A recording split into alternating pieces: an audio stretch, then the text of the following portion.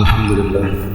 والصلاة والسلام على رسول اللہ وعلى آلہ وصحبہ اجمعین اما بعد ومن احسن قولا ممن دعا الى اللہ وعمل صالحا وقال اننی من المسلمین رب اشرح لي صدری ویسر لي امری واحلل عقدۃ من لسانی یفقهوا قولی۔ میرے محترم مولانا طارق جمیل صاحب، میرے محترم مشائخ، میرے بزرگوں اور میرے بھائیوں، السلام علیکم ورحمۃ اللہ وبرکاتہ۔ جیسے کہ مولانا صاحب نے فرمایا کہ میری تعلیم انگریزی میں ہوئی ہے، تو ظاہر ہے کہ اس اردو تقریر میں غلطیاں ہوں گی، تو امید رکھتا ہوں کہ آپ اس غلطیوں کا نظر انداز کریں گے۔ الحمدللہ میں کئی سالوں سے پاکستان آنے کی تمنا رکھتا تھا، کئی سالوں سے، اور اللہ نے اسے اب پورا کیا۔ 11-12 دن پہلے میں پاکستان میں آیا الحمدللہ، اور آج میں لاہور شہر میں، اور میری تمنا تھی کہ مولانا طارق جمیل صاحب سے ملاقات پہلے ہو چکی تھی، ان سے مکہ میں ملاقات ہوئی تھی، لیکن اپنے شہر میں ملنے کا کچھ الگ لطف ہے۔ الحمدللہ آج مجھے بہت خوشی ہو رہی ہے، اور جب میں پاکستان میں آیا تقریباً 11 دن ہو گئے، مجھے بہت خوشی ہو رہی ہے جو جذبہ پاکستانیوں کو دیکھ کے۔ الحمدللہ میں ان کا جذبہ تو باہر دیگر مذاہب میں دیکھ چکا ہوں، جب میں ملاقات ہوتی ہے گلف کنٹری میں، چاہے دبئی ہو، سعودی ہو، قطر ہو، کویت ہو، UK ہو، لیکن الحمدللہ اور مجھے لگتا ہے کہ جو پوٹینشیل ہے پاکستانیوں کا وہ بہت ماشاءاللہ بہت ہائی ہے۔ پاکستان ایک واحد ملک ہے پوری دنیا میں جو اسلام کے نام پہ الگ ہوا، واحد ملک، تو ہمیشہ پاکستان سے امیدیں تھی، اور اب آنے کے بعد جو پاکستانیوں کی محبت دیکھی اور جو ان کا جذبہ دیکھا، باہر تو دیکھتا تھا، کہ پاکستان آ کے ماشاءاللہ دل بہت خوش ہوا۔ اور جتنے مدارس میں ہم گئے، چاہے کراچی میں، چاہے لاہور میں، الحمدللہ اکثر دیکھتے ہیں کہ سوشل میڈیا میں آپس میں تناؤ رہتا ہے، لیکن میں جب یہ آیا تو جو محبت دیکھی میں نے، کافی خوش ہو گیا۔ اور میں ہمیشہ کہتا ہوں کہ بمبئی میں جب میں سلسلہ شروع کیا تھا کہ ہمارے PhD کے لیے کانفرنس کرتے تھے، تو ہم ماشاءاللہ دیگر مذاہب کے وہاں جب ہم ڈبیٹ کرتے تھے، لیکن جب مسلمانوں کا کانفرنس رکھتے تھے ہم، تو دیگر مسلک کے لوگ کو بلاتے تھے، اور جس طریقے سے پاکستان کا ماحول ہے ویسا ہی ماحول آپ دیکھیں ہندوستان کا بھی کچھ حد تک ہے۔ اور میرا اصول ہمیشہ رہا ہے کہ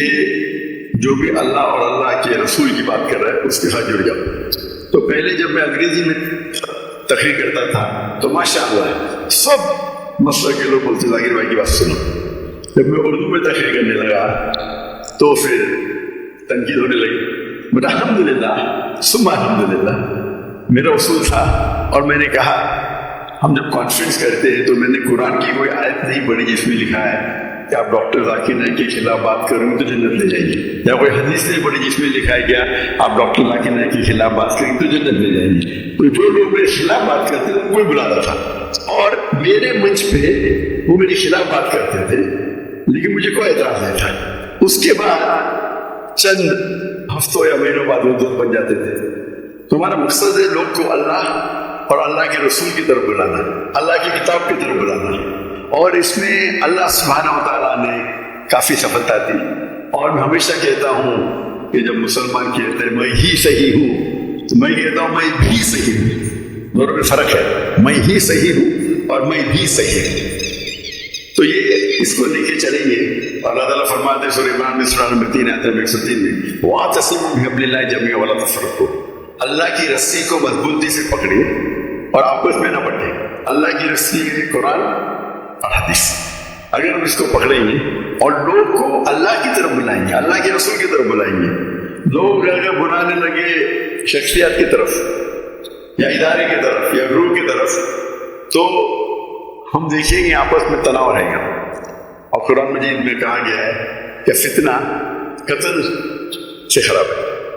تو الحمدللہ اللہ سبحانہ و تعالیٰ نے، حالانکہ میری اردو کمزور ہے، پھر بھی اللہ نے میری محبت ان کے دل میں ڈالی کہ ہاں من فضل ربک۔ اور آج جب پاکستان میں آیا اور دیکھا کہ ہندوستان سے کئی گنا زیادہ یہاں محبت ہے، الحمدللہ جو مسلمان بھائیوں میں جو محبت ہے، اور دل بے حد خوش ہوا۔ اگر امت ایک ہو جائے گی، آج کی تاریخ میں مسلمان 25% سے زیادہ ہے، 2 بلین سے زیادہ ہے۔ اللہ کے رسول فرماتے ہیں حدیث میں، ایک وقت آئے گا جب لوگ مسلمان پہ ٹوٹ پڑیں گے، تو صحابہ پوچھتے کیا مسلمان کم ہوں گے؟ تو اللہ کے رسول نہیں، بہت تعداد میں رہیں گے لیکن شاخ کی طرح رہیں گے، فرق۔ ہم دیکھتے ہیں آج مسلمان کی تعداد سب سے زیادہ ہے، پہلے کبھی 25% تھی نہیں، 2 بلین کبھی تھی نہیں، پھر بھی دیکھتے ہیں ہم مسلمان کے لوگ خلاف ہے، مسلمان کو بال کی طرح لات مار رہے، ان پہ تنقید کرتے، ان کو مرڈر کرتے، ان کا قتل کرتے، اور منہ بھی نہیں کھول سکتے۔ آج کی حالات دیکھیے آپ، 57 مسلمان ممالک ہے اور وہ غزہ پہ حملہ کر رہے اور کچھ نہیں کر رہے۔ تو انشاءاللہ امید ہے یہ جو ایک ٹنل کے آخر میں روشنی دکھتی ہے، تو قرآن مجید اللہ سبحانہ وتعالیٰ فرماتے ہیں 3 جگہ، سورہ توبہ سورہ نمبر 9 آیت نمبر 33، سورہ فتح سورہ نمبر 48 آیت نمبر 28، اور سورہ صف سورہ نمبر 61 آیت نمبر 9 میں، هو الذی ارسل رسولہ بالہدی ودین الحق لیظہرہ علی الدین کلہ، اللہ نے اپنے آخری پیغمبر محمد صلی اللہ علیہ وسلم کو بھیجا دین الحق کے ساتھ، تاکہ وہ سارے دینوں پہ غالب ہوں، چاہے وہ ہندوازم ہو، چاہے کرسچینزم ہو، جوڈائزم ہو، سکھزم ہو، بدھزم ہو، ایتھیزم ہو، سیکولرزم ہو،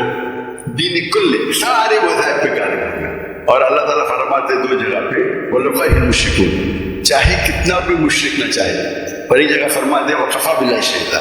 کہ اللہ شہادت کے لیے کافی ہے۔ تو مجھے لگتا ہے کہ یہ جو ابھی جو مسلمان کے لیے، اور جب میں ملتا ہوں کتنے ممالک کے صدر سے، تو کہتا ہوں کہ وہ اہم کنٹری کم از کم مسلمان ممالک ایک ہو جائے تو انشاءاللہ کون ہمیں شیرے گا۔ تو امید ہے پاکستان سے، وہ واحد ملک ہے جس کے پاس نیوکلیر ویپن ہے، واحد ملک جو اسلام کے نام پہ بنا، تو انشاءاللہ امید ہے، جس طریقے سے ڈاکٹر اسلام احمد صاحب کہتے ہیں کہ پاکستان انشاءاللہ، پاکستان سے لوگ کو توقع ہے کہ وہ اس اعمال کو پورا کریں گے اور دنیا کے مسلمانوں کو انشاءاللہ لیڈ کریں گے۔ ختم کرتا ہوں، واخر دعوانا الحمدللہ۔